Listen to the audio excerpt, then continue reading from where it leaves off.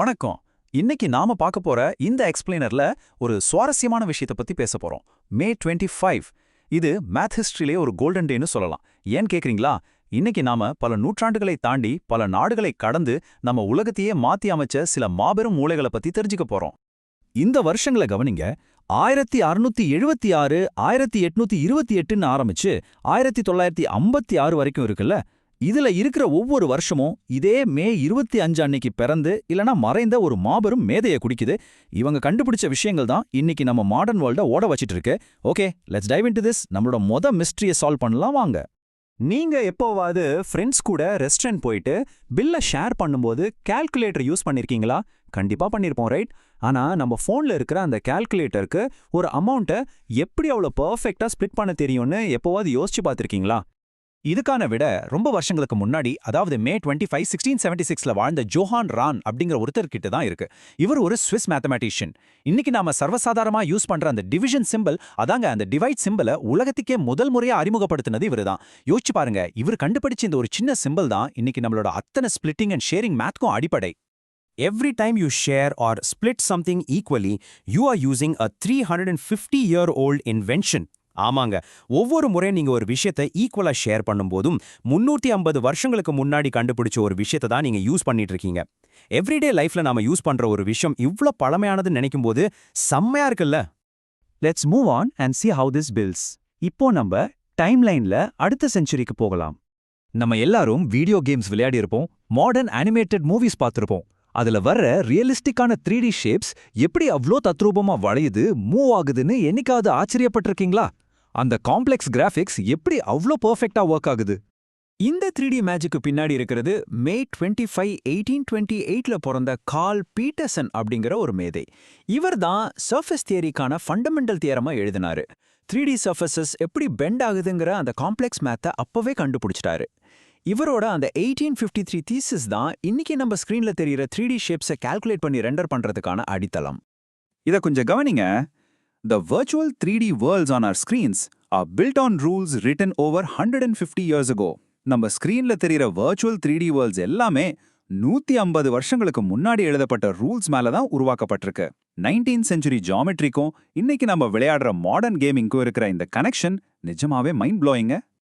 இப்போ மறுபடியும் நம்ம டைம்லைனுக்கு வருவோம். அதே மே 25 தான், ஆனா இப்போ நாம நேரா 20th செஞ்சுரிக்கு ஜம்ப் பண்றோம். இது வேர்ல்ட் வார் நடந்த டைம், ஏர்லி மாடர்ன் டெக்னாலஜி பயங்கரமா வளர்ந்துட்டு இருந்த டைம். இப்போ வானத்துல பறக்கிற அந்த சூப்பர் ஃபாஸ்ட் ஏரோப்ளேன்ஸை ஏர் டிராஃபிக் கண்ட்ரோல் எப்படி ரேடாரை வச்சு ஆட்டோமேட்டிக்கா ட்ராக் பண்றாங்க? ஸ்கைல அவ்ளோ நாய்ஸ், அவ்ளோ ஃப்ளக்சுவேஷன்ஸ் இருந்தாலும் எப்படி கரெக்டா அந்த டார்கெட்டை மட்டும் கண்டுபிடிக்கிறாங்க?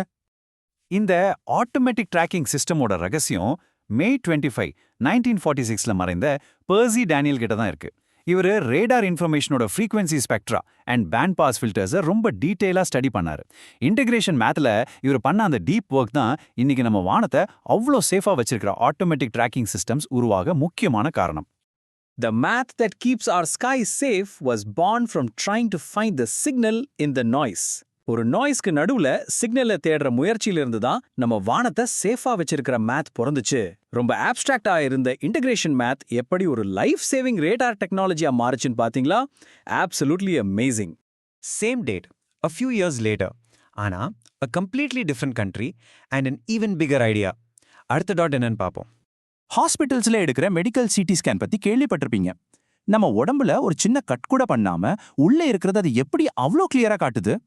வெறும் டேட்டாவை மட்டும் வச்சுக்கிட்டு டாக்டர்ஸ் எப்படி நம்ம உடம்புக்குள்ள பாக்குறாங்க? இந்த மெடிக்கல் மிரக்கலுக்கு பின்னாடி இருக்கிற ஃபவுண்டேஷன் மே 25 1956ல மறைந்த ஜோஹன் ராடன் போட்டது. இவர் கண்டுபிடிச்ச அந்த ராடன் டிரான்ஸ்ஃபார்ம் அப்படிங்கிற விஷயம் தான் இன்னைக்கு ஹாஸ்பிட்டல்ஸ்ல யூஸ் பண்ற சிடி ஸ்கேன்ஸ்க்கான எக்ஸாக்ட் மேத்தமேட்டிக்கல் ஃபவுண்டேஷன். ஃபங்க்ஷன்ஸை அதோட இன்டெக்ரல் வேல்யூஸை வச்சு எப்படி டிஃபைன் பண்றதுன்னு இவர் அன்னிக்கே சால்வ் பண்ணாரு. A purely abstract idea of curves became the eyes of modern medicine.